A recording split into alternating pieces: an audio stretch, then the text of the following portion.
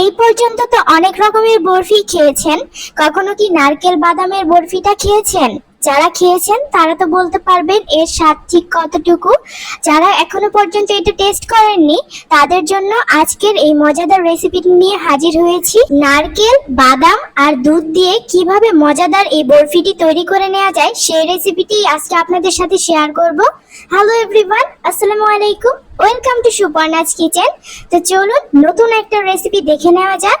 নারকেল বাদামের বরফিটা বানানোর জন্য প্রথমেই আমার লাগছে তরল দুধ। আপনারা চাইলে এখানে গুঁড়ো দুধটা পানির সাথে মিশিয়েও ব্যবহার করতে পারেন। আমি এখানে 1 কেজি পরিমাণ দুধ নিয়েছি। দুধটাকে শুকিয়ে নিতে হবে। দুধের 3/2 ভাগ শুকিয়ে নিব, 1 ভাগ রেখে দিব।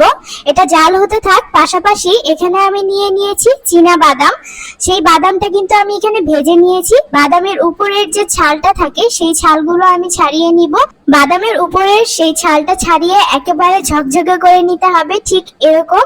এই বাদামগুলোকে আধা ভাঙা করে রেখে দিব, একেবারে গুঁড়ো করব না, আধা ভাঙা করে এটাকে একটা সাইডে রেখে দিব। এবার চুলায় একটা প্যানে 1/2 চা চামচ পরিমাণ নিয়েছি ঘি। এখানে ঘিটা দিলে ফ্লেভারটা অনেক ভালো আসবে। আপনারা চাইলে তেলও ব্যবহার করতে পারেন। তাতে দিয়ে দিচ্ছি 1.5 কাপ পরিমাণ নারকেল কোড়ানো। একটা নারকেল কুড়িয়ে 1.5 কাপ পরিমাণ নারকেল কোড়ানো হয়েছে সেটাই দিয়েছি। আর তাতে দিয়ে দিচ্ছি 1/4 কাপ পরিমাণ চিনি। এ পর্যায়ে মিষ্টিটা আপনারা কমিয়ে বাড়িয়ে নিতে পারেন। কিছুক্ষণ ভেজে নেওয়ার পর তাতে দিয়ে দিচ্ছি 2টো এলাচ, 2টো দিয়ে দিচ্ছি দারচিনি এবং তেজপাতা দিয়ে দিচ্ছি একটা, মাঝখান থেকে ছিঁড়ে দিচ্ছি। এবার এগুলোকে কিছুক্ষণ ভেজে নিব। এটাকে ঠিক ততক্ষণ পর্যন্ত ভেজে নিতে হবে যতক্ষণ না চিনির পানিটা একেবারে শুকিয়ে যাচ্ছে। এদিকে যে দুধটা জাল করতে বসিয়ে দিয়েছিলাম সেটা কিন্তু 3/2 ভাগ শুকিয়ে গেছে, মাত্র 1 ভাগ রয়েছে। দুধটাকে আর জাল করার প্রয়োজন নেই। নারকেল আর চিনির এই মিশ্রণটাতে সেই দুধটুকু ঢেলে দিব। এবার নারকেল আর চিনির সাথে দুধটাকে ভালোভাবে মিশিয়ে নিব। এখন শুধু কাজ হলো এটাকে শুকিয়ে নিতে হবে। এই মিশ্রণটাকে কিন্তু এখন অনবরত নাড়তে হবে। এ পর্যায়ে চুলার আঁচটা হাই থাকলে সমস্যা নেই, কিন্তু যখন আস্তে আস্তে দুধটা কমে আসবে সে পর্যায়ে কিন্তু চুলার আঁচটা কমিয়ে দিতে হবে। এখন সেই যে আমরা গরম মশলাগুলো দিয়েছিলাম সেগুলো উঠিয়ে নিচ্ছি, কারণ পরবর্তীতে এগুলো মুখে লাগলে খেতে খারাপ লাগবে, তাই এখনই এগুলো উঠিয়ে নিচ্ছি। এবার অনবরত এটাকে নাড়তে থাকতে হবে, ঘন একটা ডোয়ের মতো করে ফেলতে হবে। যখন এরকম পর্যায়ে চলে আসবে সেই মুহূর্তে দিয়ে দিচ্ছি 1/4 কাপ পরিমাণ গুঁড়ো দুধ। গুঁড়ো দুধের সাথে ভালোভাবে এটাকে মিশিয়ে নিব। মেশানো হয়ে গেলে তাতে দিয়ে দিচ্ছি সেই বাদাম গুঁড়ো করে রাখা। এখানে দেখতেই পাচ্ছেন বাদাম কিন্তু একেবারে গুঁড়ো করিনি, একটু দানাদার থাকবে। 1/2 কাপ পরিমাণ বাদামের গুঁড়ো আমি 2 বার দিয়েছি। প্রথমে অর্ধেকটা দিয়ে এটাকে মিক্স করে নিয়ে তারপরে বাকি অর্ধেকটা দিয়েছি। এভাবে যখন মেশানো হয়ে যাবে তখন এটাকে আমি নামিয়ে নিব। একটা প্লেটে নামিয়ে নিয়েছি এবং বরফি যেহেতু বানাবো তার জন্য এটাকে 4 কোণ করে নিচ্ছি।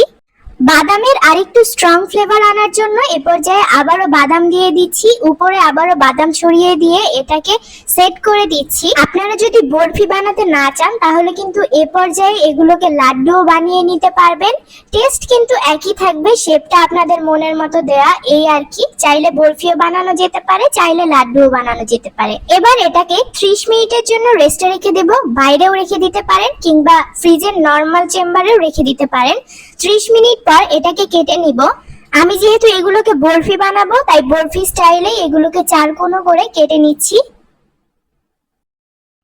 প্রথম দিকে এটা একটু নরম থাকবে, কোনো সমস্যা নেই। এটাকে গুঁড়া দুধে কোট করে নিলে কিন্তু পরে শক্ত হয়ে যাবে। আপনারা চাইলে গুঁড়া দুধে কোট না করেও এটা খেতে পারেন। এটা কিন্তু এমনিতে খেতেও অনেক বেশি মজার হয়, কিন্তু টেস্টটা আরো বৃদ্ধি করার জন্য আমি এখানে গুঁড়া দুধে কোট করে নিচ্ছি। তাতে করে দেখতেও ভালো লাগবে আর খেতেও অসাধারণ একটা টেস্ট অ্যাড হবে। এটা কিন্তু ভেতর থেকে অনেক বেশি জুসি হয়েছে এবং এটার টেস্টের ব্যাপারে যদি আমি রেটিং দেই তাহলে বলতে হবে 100-এ 100। এতটাই বেশি মজার হয়। আপনারা যদি বানিয়ে না খান সেক্ষেত্রে বুঝতে পারবেন না যে এটার মজা ঠিক কতটুকু। একঘেয়েমি সেই নারকেল নাড়ু তো অনেক খেলেন, তার চেয়ে যদি এরকম ভিন্নধর্মী নারকেল বাদামের বরফিটা ট্রাই করতে পারেন তাহলে দেখবেন মুখের স্বাদটা আবারও ফিরে এসেছে। আশা করছি আপনাদের কাছে রেসিপিটি ভালো লেগেছে। ভালো লাগলে অবশ্যই লাইক, শেয়ার, কমেন্ট করে দিবেন এবং চ্যানেলটি সাবস্ক্রাইব করে পাশে থাকা বেল আইকনটি ক্লিক করে দিবেন এরকম মজার মজার রেসিপি পাওয়ার জন্য। ততক্ষণ ভালো থাকুন। আল্লাহ হাফেজ।